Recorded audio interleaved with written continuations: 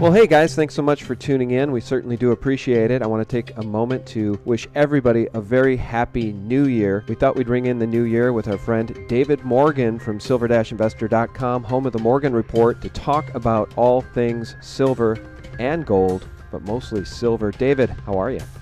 I'm doing well, thank you, and Happy New Year to all as well. 2015 is certain to be a tumultuous year, both in terms of the economy and in terms of the plans of the powers that be. They want to move us into a one-world government, and I think ultimately someday, David, they would love to get us on a one-world currency, but libertarians and those that would favor freedom, guys like you, me, and our listeners, are certainly going to combat that every chance we get. Say, I wanted to start today in talking about this article from Ted Butler. There's been a lot of discussion about it over at SRS Rocco, of course, at your site, and over at Silver Doctors. Ted Butler is saying that J.P. Morgan has accumulated the largest physical silver position in history. He writes, "The Mint sells silver eagles at the prevailing price of silver on the day of the sale. In essence, the COMEX price of silver is the price of silver.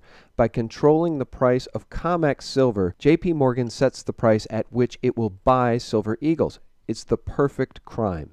J.P. Morgan sets the price of COMEX silver and then demands as many coins as the Mint and its suppliers can produce, even if that means producing the coins on a 24/7 basis. Hey, that's the law. And remember, when J.P. Morgan increased its COMEX short position in the summer, assuring that prices were about to drop, what occurred as a result? Sales of silver eagles nosedived temporarily and only resumed after prices were brought lower by this crooked bank." David, the reason I wanted to read that is because there's been such a hubbub now about this article, and you nor I want to throw any truth tellers under the bus. Ted Butler's been at this game for a very long time, and we respect him, but I think you may disagree with his synopsis here. I thought it was pretty clever that he came up with this because you and I both know when the price falls, people flee. I don't know why that is, but the retail buyer of precious metals is often gun-shy to buy when prices are falling. So what do you think accounts for all of this tremendous Silver Eagle demand that we've seen over the past 3 years? Well, increased demand, obviously, and so now we have to break down where's the increased demand coming from. And that's no one, Butler, myself, or anyone else knows exactly, because the way it's set up with the Mint is you have to be a defined dealer, and I forget the exact terminology, but you have to be under the blessings of the Mint in order to buy in such huge quantity that you are allowed to buy eagles, and then you are a main distributor, and you then send them out to whatever the other demands are, which are in the United States, their primary large dealers, such as like Mike Maloney, goldsilver.com, although Mike might have graduated up to where he can buy directly, I don't know. But the idea is that they go from a handful to everybody else, and usually through an intermediary of some type, which would be your Dylan Gage, your Miles Franklin, I mean, you name it, anybody out there on the internet that does a lively business. Okay. Is J.P. Morgan in the initial loop? Yes. Silver Eagles are the most popular coin out there, obviously. However, I think what Steve Rocco shows is that if it was just J.P. Morgan, then how do you account for the fact that Maples, the Euro silver coin, and even the Australian all had increases as well? So basically it's silver demand. Certainly I don't think J.P. Morgan's going across the board. One thing I'll just throw out there before I forget was that after Ted's article, I did a bit of a survey and asked some of the larger dealers like, goldsilver.com, my friend Mike Maloney, some of the other big dealers in the country that I know either on a first name basis or know quite well. And one thing that really hadn't occurred to me, and certainly I learned something new about silver, I never said I knew everything. In fact, I'm always learning more, was there's been a very large increase in the amount of IRAs that are precious metals IRAs. And by law, if you're going to start an IRA as a U.S. citizen, you have to buy silver or gold eagles. Okay, so it's a one-way street there. And as you know, Sean, there's been a lot of people like yourself that have awakened a great many that maybe don't have any ability to save outside of their IRA, or that's their primary savings vehicle, and they've awoken and seen, ads by goldsilver.com, Miles Franklin, and on and on. I don't want to leave anybody out. I don't want to just pitch any certain coin dealers that I'm familiar with, but nonetheless, many of them have advertorials constantly almost showing you that you can put precious metals in an IRA, and that has gone up substantially. So that alone accounts for some of it. Not to say that J.P. Morgan hasn't bought more than whatever, but I think it's one. I don't think it's very well documented. The IRA thing could be better documented. You could Google it and probably start some research. I haven't done so yet. And then I think Steve Rocco's comments are worth weighting in your thinking, because obviously there's been an increase across the board. The last thing I want to mention, I don't want to scare anybody, Sean, but it bears mentioning because the next to the last time I was down in Los Angeles at goldsilver.com doing some work with Mike on some of his films, we were in a conference room, and one of his guys brought in a couple of silver eagles and said, okay, Mr. Silver Guru, which one of these is a counterfeit?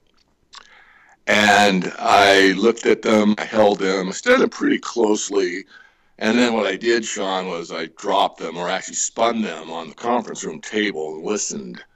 And by listening a couple times, said, this one is real, this one is not. And he said, you're right. Mm-hmm. But it was a counterfeit from China.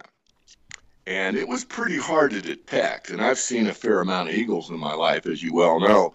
So I'm just warning people that it is the most counterfeited coin out there. Not to, upset anybody, but just, buyer beware. If you're getting too good a deal on silver eagles, you might question why you are. And if you get a great deal on eagles, I would suggest you buy a few and make sure that they're the real deal before you proceed with a big purchase. Yeah, absolutely. Buy from a reputable dealer. That's key. It's interesting when we think about the intrinsic value of precious metals, silver and gold in physical form. David, you and I both know that most of our friends, neighbors, and colleagues don't own any precious metals at all. And if they do, they own them in paper form through IRAs or 401ks or direct relationships with brokers like Ameritrade, E-Trade, etc. Very few people own precious metals in physical form. Little anecdotal story here. Right over Christmas, I had a small shipment of silver coins come in, government-issued coins. These happen to be the 1 1/4 ounce buffaloes from the Wildlife Series from Canada, and they're just beautiful coins. 1 1/4 ounce, a very strange size, but a beautiful coin. And when my little boy, he's 8 years old, saw them, he held one in his hand, and he said, Dad, how much is this one worth? And I told him it was only worth about $20. And he was astonished. He thought it had to be worth at least $500, $1,000, because they are so beautiful. Because there is this heartfelt response to precious metals when you hold them in your hand. Kind of the long way to go about asking you this next question, circling back to J.P. Morgan and in this Ted Butler article. I guess the good news is, David, whether or not Ted is right or wrong, the fact is that there have been record purchases and record demand for physical precious metals, silver eagles specifically. And if it's J.P. Morgan that's buying them, certainly that supports what you and I have been saying for so long, what you and I and others have been saying for so long. Silver is tremendously undervalued. It has intrinsic, tangible value, and it's a real-world asset in a world of paper. So whether or not it's the little guy or J.P. Morgan, it's a big story, and if it's J.P. Morgan, it's even a bigger story. Now, you have a relationship with Charles Savoy, who's an extremely talented researcher when it comes to silver. In fact, maybe no one's done more or better research than Charles Savoy. Charles Savoy doesn't necessarily agree with Ted's synopsis on this thing either, does he?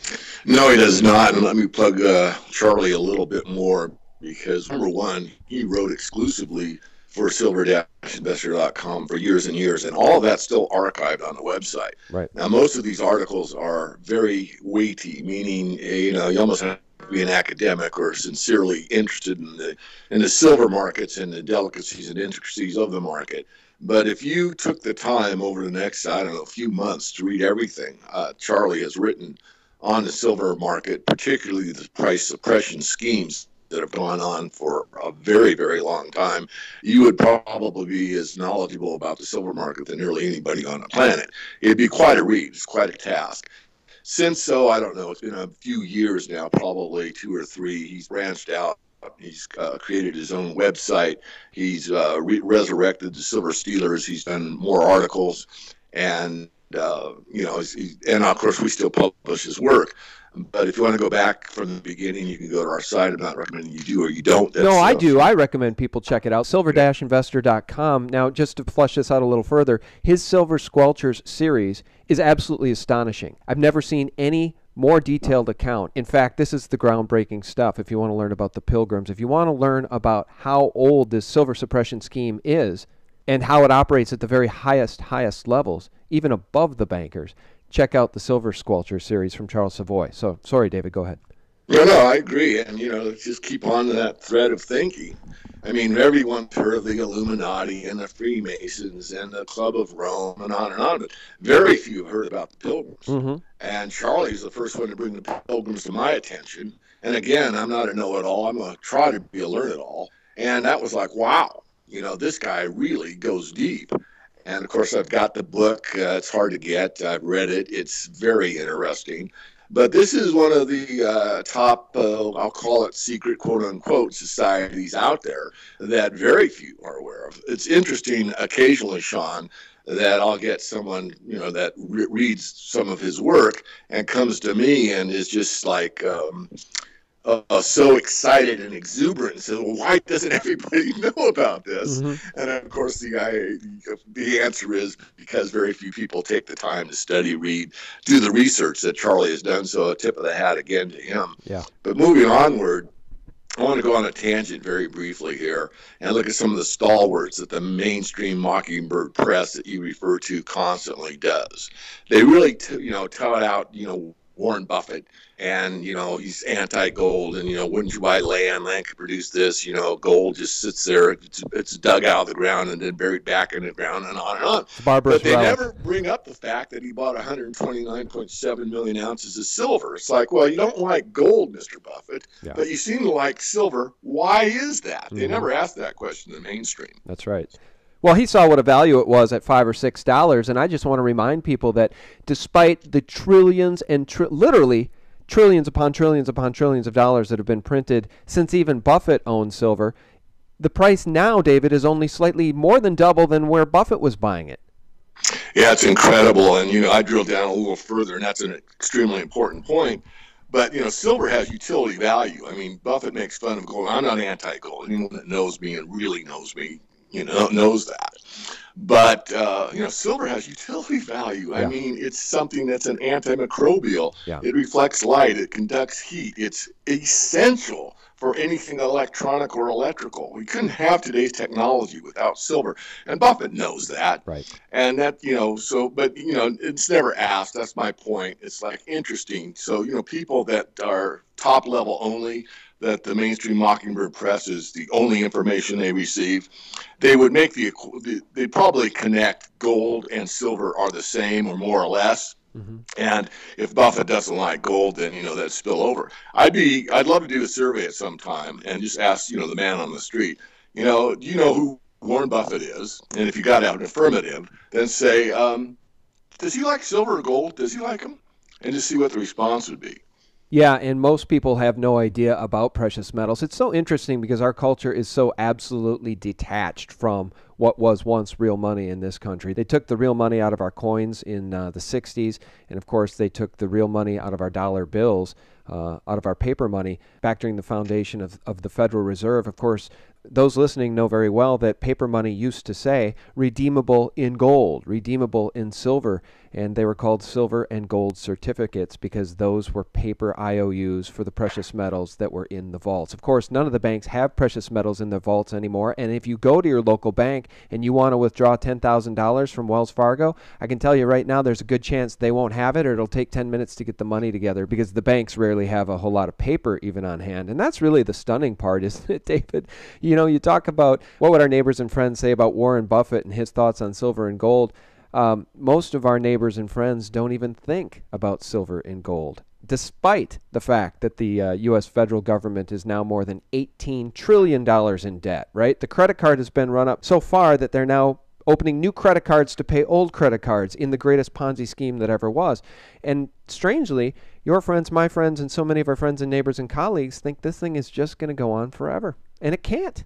Absolutely can't. And we're seeing that now. I mean, I remember doing a show with Jim Popova years ago and talking about the failure. And I said the failure would be when the Keynesian model doesn't work, which is adding more money to the money supply to what we call priming the pump so the economy restarts and starts to move up on its own. Well, they did, QE1, QE2, QE3, and they keep trying the same thing, but it has not restarted the economy. Certainly there's been areas, I mean, 3D printing is maybe a subset that looks pretty, good, but no, the overall economy just continues to go sideways or down, and there's easy ways to prove that if you're objective and look at the true, facts. Mm-hmm. But that's the idea, and that's it. So you can't get enough of what you don't need. What we don't need is more phony money or the Ponzi scheme. I think the Ponzi scheme is the best expression you can use because most people understand what that is. Right. And what it means is you have to have a greater and greater foolish base to pay the people at the top that got in early. Right. And now we've run out of people. Right. The scheme went on, in my view, longer than I thought it would initially, and I'll admit my error here again, going back a decade or so. And I thought, we're getting pretty close. But then they brought China into the fold, and they brought China into the Western banking system. Well, when you got 1.2 billion more people to put this scheme onto, you've added a great deal to the base that you can fool and put into the scheme. Yeah. So this went on longer than I had surmised going back, as I say, a decade or more. Well, when I did a microdoc a few years ago called Why Silver, Why Gold, I cited in that microdoc the quote from Lawrence Kotlikoff, who was talking about the $13 trillion at that time in stated federal debt. But, of course, he wanted people to focus on the $202 trillion in unfunded liabilities.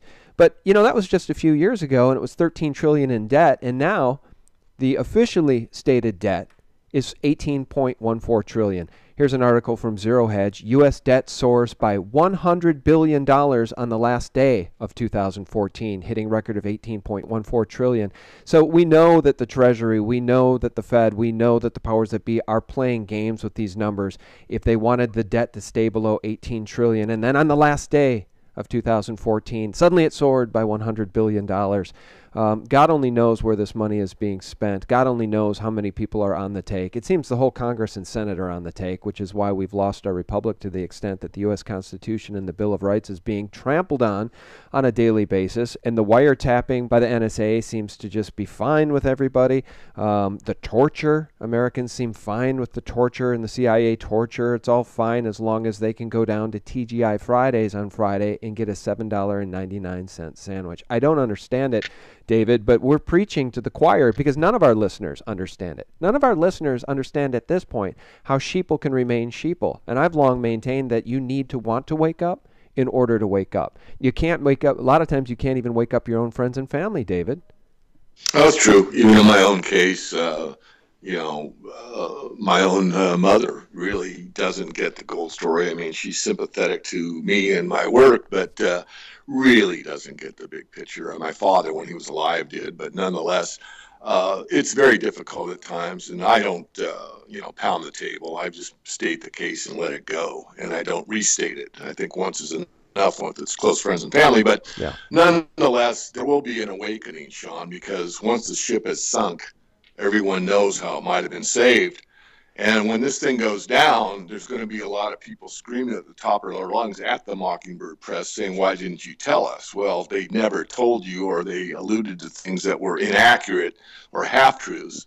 And there'll be people like you that will come to the fore after people do the research after the fact and say, oh my goodness, I wish I would have known about SGT, because had I been listening to that for the last couple of years, I might have, and they'll lie to themselves, excuse my frankness, but a lot of people are a bit delusional. They'll say, oh, if I would have heard that, I would have acted. You know what? I'll bet you that your listeners, maybe 50% actually take action. Some of them look at it as like entertainment. It's like, wow, David sounds really sincere and Sean sounds as sincere as David. And wow, they're really concerned and they really seem passionate. No, I mean, this has been shown a time and again and again and again. And as I began in the early 2000s, I said it's the first time it's a global phenomena. As this currency, the US dollar, goes, so goes the world. Now, I have to caveat that slightly with this BRICS.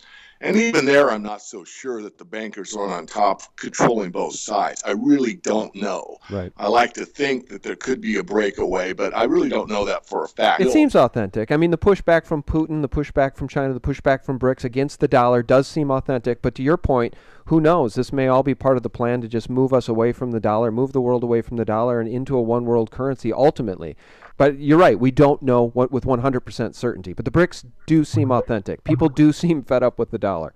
And I lean that way, Sean. I really do. And even if they're going along with the bankers, let's say pulling the strings, so to speak, I'm, too good a mathematician to know that there aren't anomalies and there's random events. And you could pretend to go along with it and then all of a sudden, turn the table, so to speak. Pull the table up like in the money changers in the temple, and all of a sudden say, no, you know what? You're not ruling us anymore. We've got our system. We've got our banks. We've got our gold-backed currency, and get out of here, kind of thing. So, I'm open-minded. I don't know, but what I do know is that just because it appears that we've always been controlled doesn't mean we're always going to be controlled. Right. Well, and to back you up there, regardless of what's going on with the BRICS, the fact of the matter that cannot be ignored, and the sheeple at their own peril ignore it, is the fact that the dollar is not going to be the world's reserve currency for very much longer. It just absolutely is not. It can't. The average lifespan of a paper currency is, 40 years? I think we're in year 45 on this petrodollar. This thing is on its last legs. Whether people want to believe me or you about that is up to them.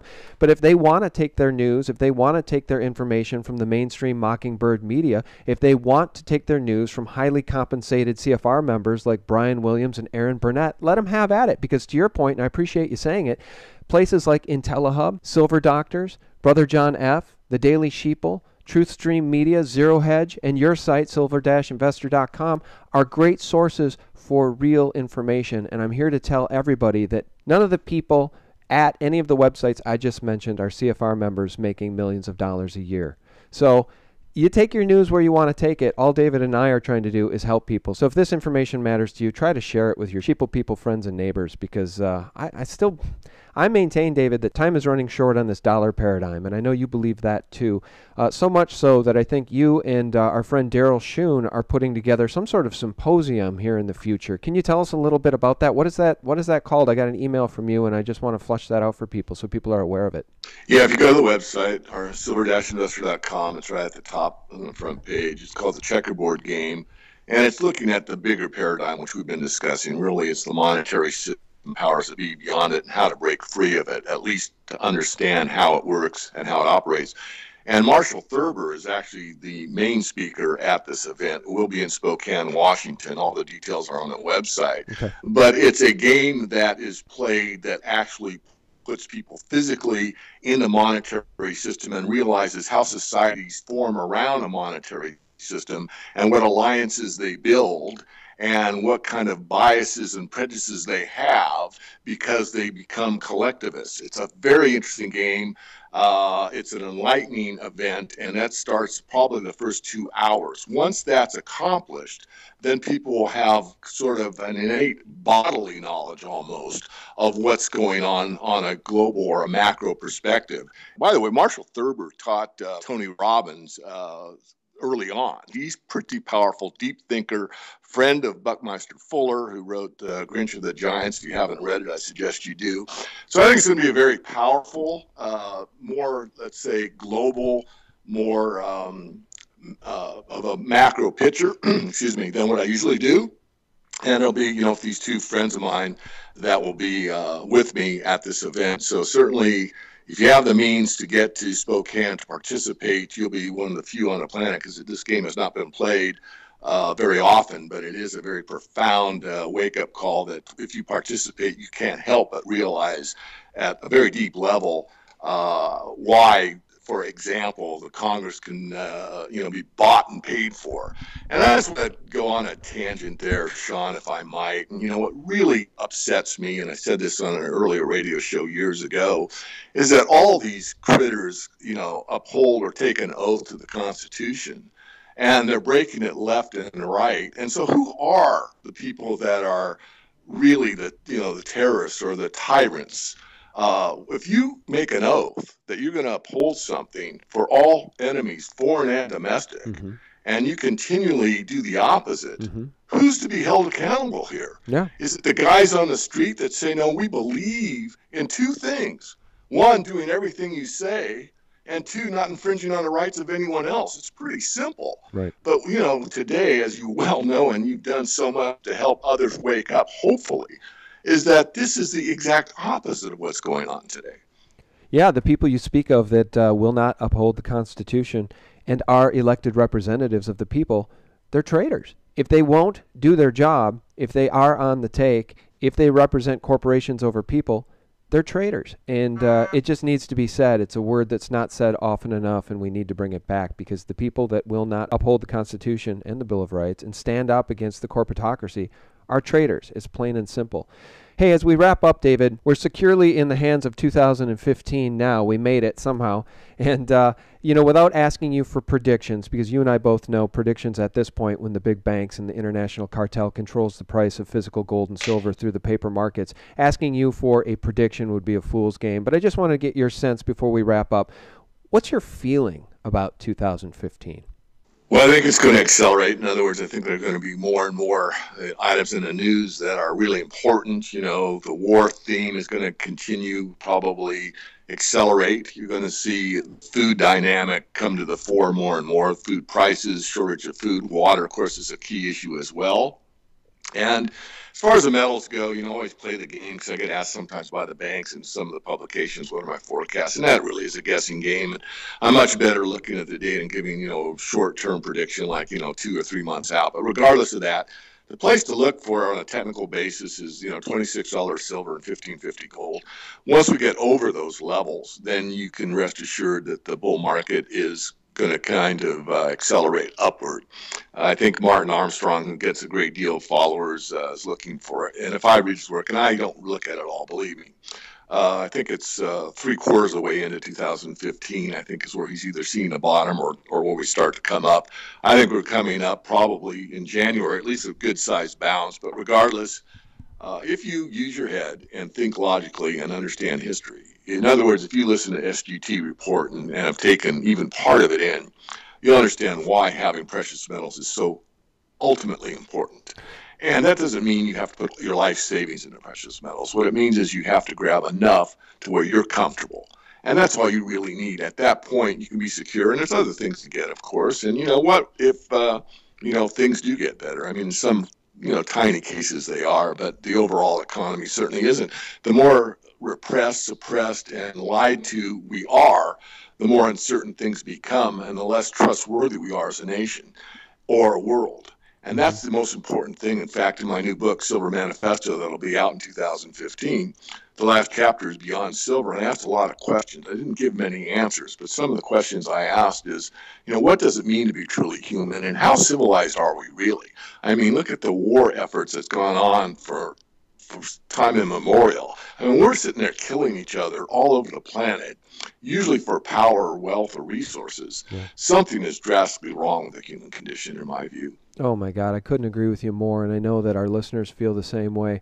Right around Christmas time, there was several great videos released by folks. I think one of them was from We Are Change, and it talked about the World War I stand-down, where for several days both sides just stopped firing bullets at each other as they fought over worthless dirt, and they actually played football, and they came together, and it was the powers that be above them that put a quick end to that and got them back to fighting the bankers' wars. As our good friend Mike Rivero has constantly reminded us, all wars are banker wars.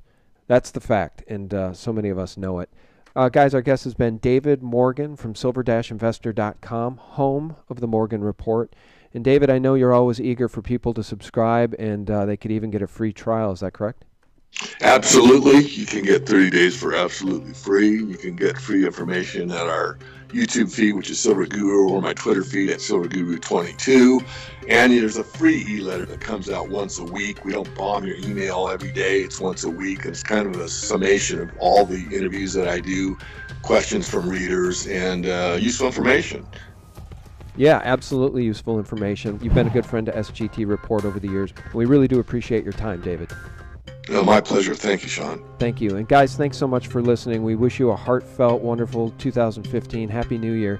Thanks for visiting us at SGT Report and thelibertymill.com. And thanks for checking out silverinvestor.com. I know David appreciates it. Have a great week. Okay, bye-bye. Bye.